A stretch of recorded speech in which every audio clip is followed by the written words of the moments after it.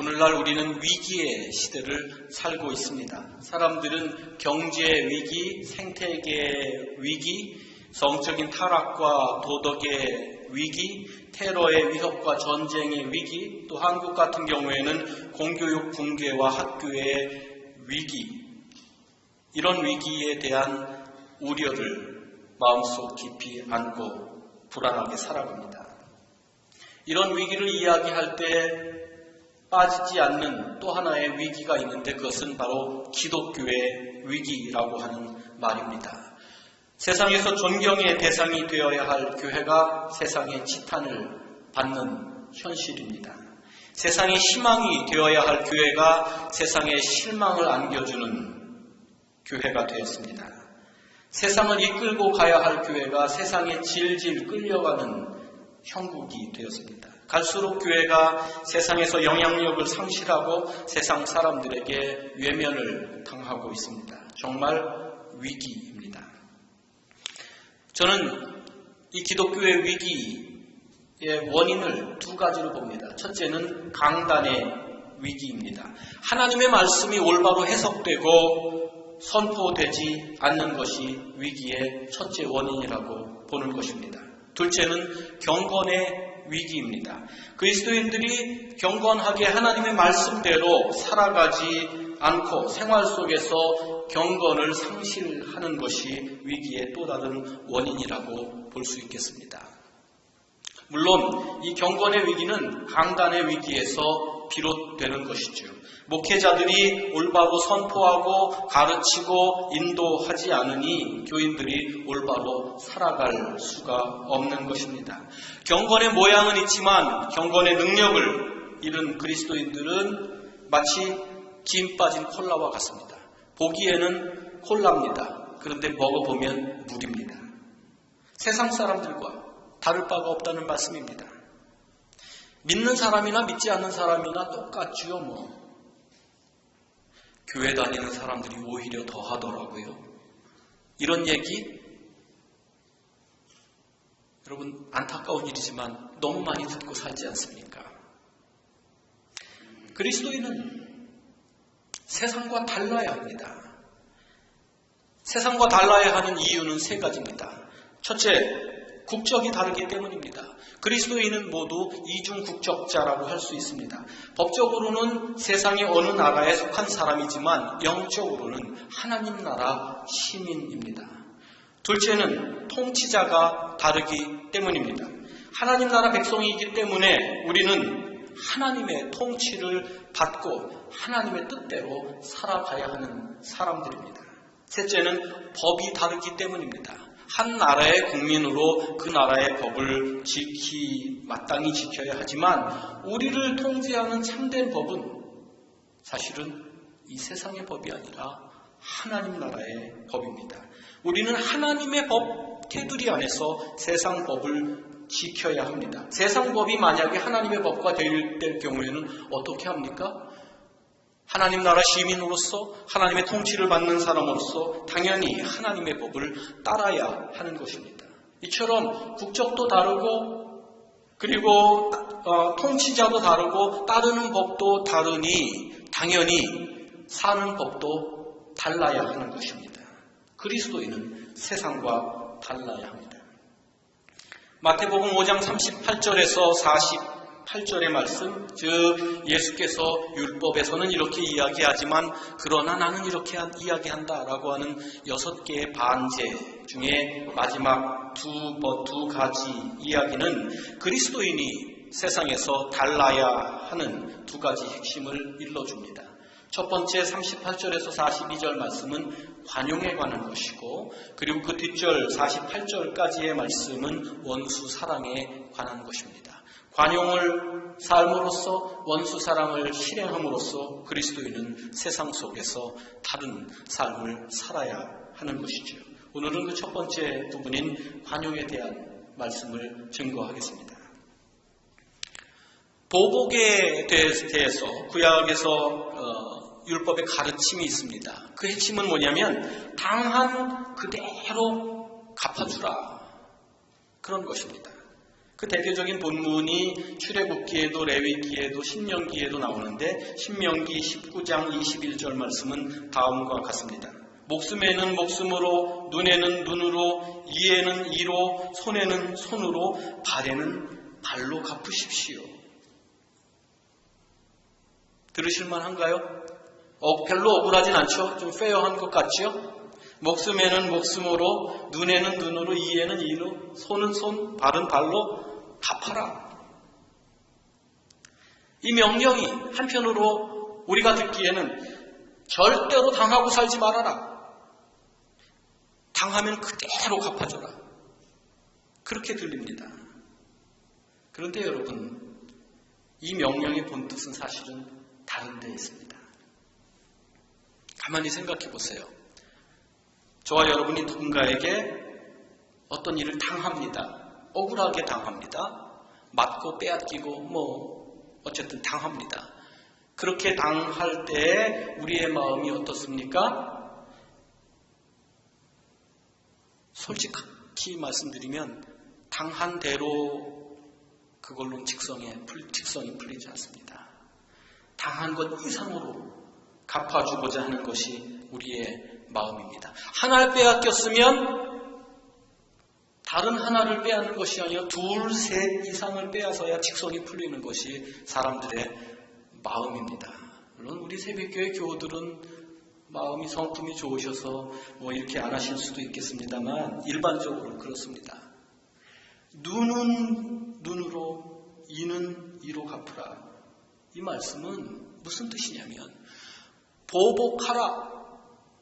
보복해도 된다. 그 보복을 정당화시키는 말씀이 아니라 당한 것 이상으로 갚아주고자 하는 그 마음을, 지나친 보복의 마음을 경계하는 그러한 뜻에서 주신 말씀입니다.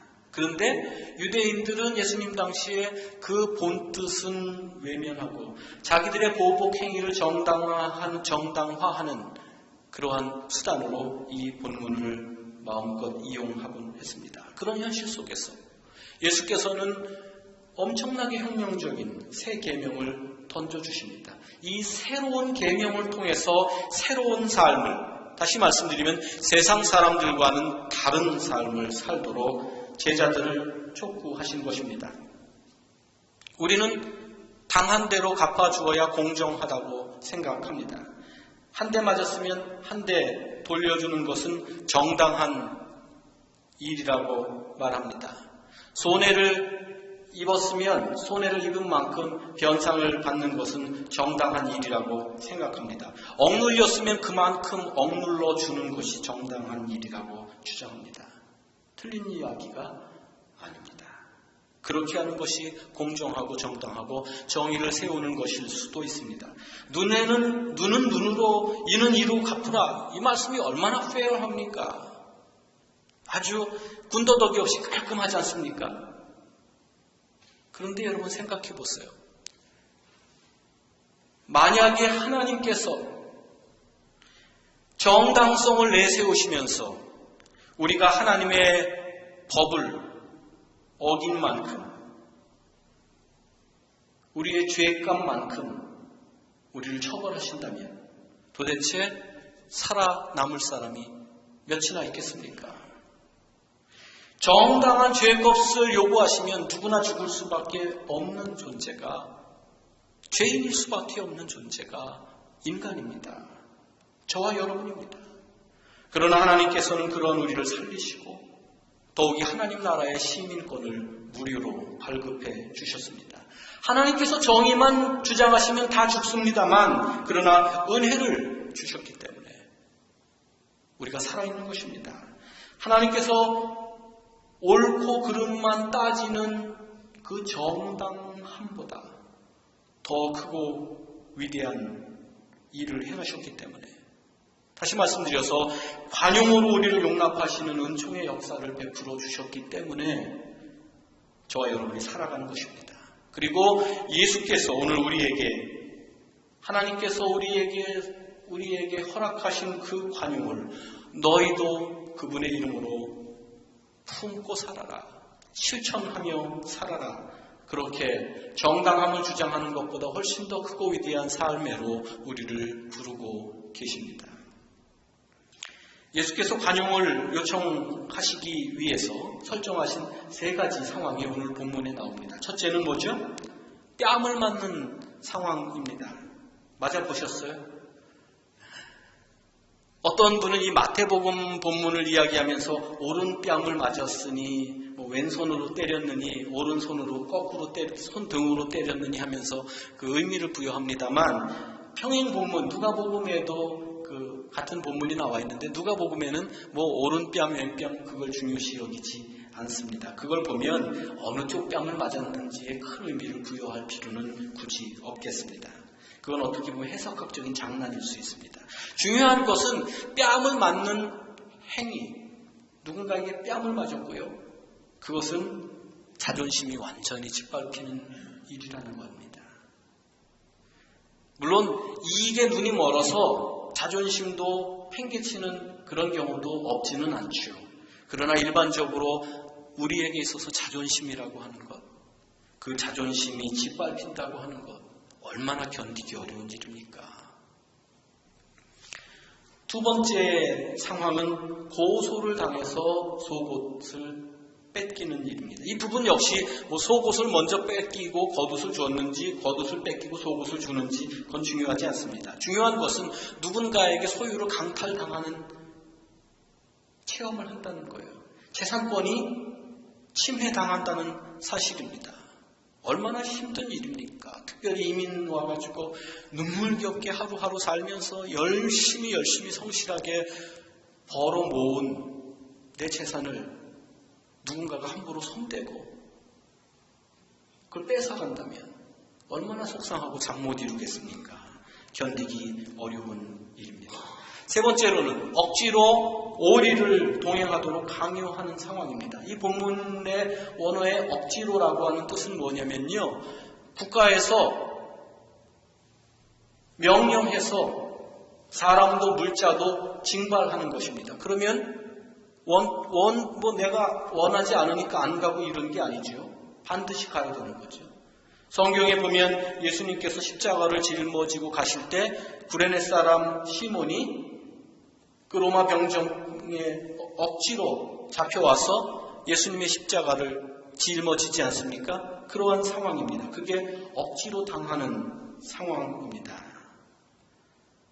어떤 것이냐면 내가 약하기 때문에 나보다 더 강한 힘에 의해서 강요당하는 그러한 상황입니다.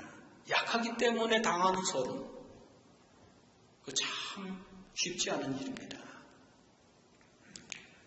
저와 여러분이 이러한 상황에 처한다면 어떻게 되겠습니까? 맞았습니다. 맞고만 있겠습니까? 뺏겼습니다. 뺏기고만 있겠습니까? 억지로 끌려갑니다. 끌려가고만 있겠습니까? 개인이라고 하는 가치가 숭상되는 세상에서 정말 자존심 짓밟히는 일을 저와 여러분이 당하고만 있겠습니까? 재물이 우상화되는 세상인데 정말 어렵게 모은 재산이 강탈당하는 것을 우리가 보고만 있겠습니까? 힘이 숭배되는 세상에서 아무리 약해도 저항 한 번 못하고 나의 무력함을 그대로 인정할 수밖에 없는 정말 끌려가야만 하겠습니까? 정당 방위권 이런 것 발동해야 하지 않겠습니까? 당하는 대로 갚아주어야 하지 않겠습니까? 그러나 예수님은 그렇게 하지 말라고 말씀하십니다. 일반적으로는 그렇게 하지만 너희는 달리 살라고 말씀하십니다. 한쪽 뺨 맞으면 다른 한쪽까지 대주라고 하십니다. 속옷 빼앗기면 겉옷까지 주라고 하십니다. 오리를 억지로 끌려가면 2배로 더 동행해 주라고 말씀하십니다. 이게 도대체 무슨 말씀입니까? 정말 우리더러 이 거친 세상에서 그렇게 살라고 하시는 말씀입니까? 예수님이나 그렇게 사시든지 말든지 아니면 예수님이 이야기하는 목사들이나 그렇게 살든지 말든지 우리가 정말 그렇게 살 수는 없지 않습니까? 여러분, 예수님도 이 말씀을 쉽게 하신 건 아닐 겁니다. 예수님은 어떤 분이십니까? 그분은 우리 안에 불타는 복수심, 그걸 너무나 잘 아시는 분이십니다. 인간들은 일반적으로 절대로 믿지고는 견디지 못하고 당하고는 견디지 못하는 그러한 마음을 갖고 산다고 하는 걸 그분이 왜 모르셨겠습니까? 그러나 여러분 한번 곰곰이 생각해 보세요. 눈은 눈으로 갚고 이는 이로 갚으면서 그렇게 받는 대로 복수하고 갚아주면서 살다 보면 우리 사는 세상이 어떻게 되겠습니까? 보복은 또 다른 보복을 낳을 것입니다. 결국 서로의 보복을 두려워하면서 살아야 할 것입니다. 정당한 보복 아닙니까? 정당한 보복이라 할지라도 그 정당한 보복이 정의로운 사회를 만들 것 같지요? 절대로 그렇지 않습니다.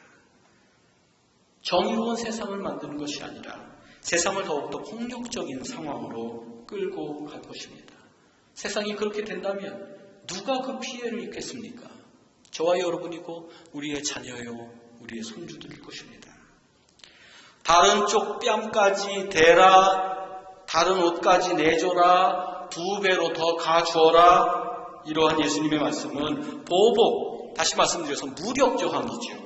무력저항의 길을 택함으로써 그걸 택함으로써 지속될 그러한 뭐라고 할까요? 보복의 악순환, 폭력의 악순환, 그것을 끊어야 한다는 말씀입니다. 보복하는 대신에 관용의 마음을 품어야 한다는 말씀입니다. 그래서 자기의 자존심을 짓밟고 자기의 소유를 빼앗고 권력으로 짓누르는 사람 앞에서 관용을 실천함으로써 더 큰 사람이 되라는 말씀입니다. 그래서 그 관용의 실천으로 보복의 폭력의 악순환을 너희가 멈추게 하라는 말씀입니다. 여러분, 처음에 이 말씀을 읽으면 힘들어요. 성경이 너무 아이디얼하구나. 그러나 생각해 보세요. 제가 오늘 설교하면서 생각해 보십시오 말씀을 많이 드리는데 정말 한번 생각해 보시기 바랍니다. 기껏 상대방의 자존심을 짓밟기 위해서 뺨을 때렸습니다. 누군가가 나를 때렸어요. 그런데 그 사람 앞에서 다른 뺨을 돌려대면 그 상황 속에서 누가 더 초라해지겠습니까?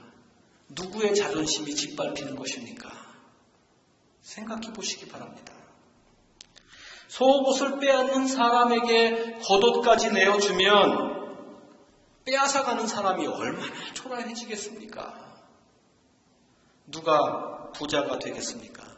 빼앗아 갔기 때문에 부자가 되겠습니까? 빼앗겼기 때문에 더 가난하게 되겠습니까? 강제로 5마일을 끌고 갔습니다. 그런데 자청해서 5마일을 더 가주겠다고 그렇게 이야기합니다. 끌고 가는 사람이 초라해지겠습니까? 끌려가는 사람이 초라해지겠습니까? 누가 진짜 그 상황에서 권력을 쥔 사람입니까? 한번 생각해 보시기 바랍니다. 세상의 논리로는 이해가 가지 않습니다. 세상의 논리로 하자면 맞서야 이길 수 있습니다. 이런 식으로 하면 인생 살기 쉽지 않습니다. 세상 견디기 쉽지 않습니다. 맞서야 이길 수 있습니다. 그러나 하나님 나라의 시민으로서 하나님의 통치를 받는 사람으로서 하나님의 법을 따르자면 저주어야 이기는 것입니다. 빼앗겨야 부자 되는 것입니다. 끌려가야 권력을 행사하는 것입니다. 이 관용의 실천, 누구나 쉽게 따를 수 있기 때문에 예수님께서 주신 말씀이 아닙니다. 누군가부터는 시작해야 하기 때문에 누군가가 먼저 실천하고 반드시 누군가가 실천해야 할 일이기 때문에 우리에게 주신 말씀입니다. 다 할 수 있다, 별로 어렵지 않다, 만만하다, 다 하라, 왜 못하냐, 그런 게 아닙니다. 어렵지만 곰곰이 진정한 승리의 길을 깨달으면서 누군가는 반드시 해야 할 일이기 때문에 그리스도인들이요, 형제 자매들이요, 내가 했으니 당신들도 함께 합시다. 그렇게 요청하시는 말씀입니다. 누가 먼저 실천하겠습니까? 옆집 사람부터 하겠습니까? 옆 교회 사람부터 하겠습니까? 교회 안 다니는 사람부터 하겠습니까? 예수께서 먼저 행하셨고 예수 믿는 사람들이, 저와 여러분들이 먼저 행해야 하겠습니다. 이것이 다른 나라 시민으로서 다른 통치자의 뜻을 따라서 다른 법을 준행하면서 살아가는 다른 그리스도인입니다. 이것이 위기에 처한 기독교를 구하는 일입니다. 이것이 우리가 세상에서 빛나는 일입니다.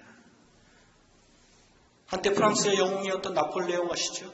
그가 결국은 세인트 헬레나라고 하는 유배지에서 생을 마감합니다. 파란만장한 생애를 마감하면서 고백한 말이 이렇습니다. 나와 시저는 칼로 세상을 정복했다. 그러나 그 제국은 영원히 멸망해버렸다. 그런데 예수 그리스도라고 하는 그 사람은 경졸 하나 없이 사랑으로 세상을 정복했다. 그리고 그의 제국은 아직도 세상을 다스리고 있다. 그를 위해 목숨을 바칠 부하는 온 세상에 얼마든지 있다. 폭력으로 맞선 사람들은 역사 속에서 자취도 없이 사라집니다. 그러나 그토록 무력하게 체포당하시고 끌려가시고 빼앗기시고 마침내 십자가에서 목숨마저 이루신 그분은 지금도 살아계셔서 역사를 변화시키고 계십니다. 그분이 살아가신 그 방식이 바로 우리가 따라가야 할 방식입니다. 그리스도께서 보여주신 관용의 모범이 그리스도인이 실천해야 할 사는 법입니다. 새벽교회 여러분, 저와 여러분이 지금부터 쉬워서가 아니라 누군가 해야 하기 때문에, 그리고 그분이 하셨고 우리가 해야 하기 때문에 더 큰 관용으로, 더 넓은 마음으로, 더 깊은 인내심으로, 더 빛나는 인생, 더 뜻깊은 인생, 진실로 이 세상에 실망을 주는 것이 아니라 감동을 주고, 세상에 외면당하는 것이 아니라 세상의 존경을 다시 회복하는 그러한 인생을 살아갈 수 있기를 관용을 통해서 우리를 용서하시고 우리를 구원해 주신 예수 그리스도의 이름으로 간절히 축원합니다. 기도하겠습니다. 주님, 용서하셨기에 이렇게 저희가 살아있습니다. 주님, 저희의 죄를 따지시지 않으셨기에 저희가 이렇게 구원받은 백성으로 살아가고 있습니다. 이 사실 잊지 않게 하여 주시옵소서. 받았으니 저희도 그대로 실행할 수 있기를 간절히 소원합니다. 세상은, 세상 사람들은 더 뺏지 못해 안달입니다. 더 괴롭히지 못해 안달입니다. 우리를 더 뒤로 밀어붙이지 못해 안달입니다. 그 속에서 주님, 진정으로 살아남는 길은 똑같이 하는 길이 아니라 다르게 살아가는 길임을 이 시간 마음에 새겼사오니 새긴 말씀대로 살게 하여 주옵소서. 오늘부터 실천하게 하여 주옵소서. 우리의 의지로는 턱도 없사오니 주의 능력으로, 주의 성령으로 저희가 이러한 삶을 살도록 기도를 시작하게 하옵소서. 예수님의 이름으로 비옵나이다. 아멘.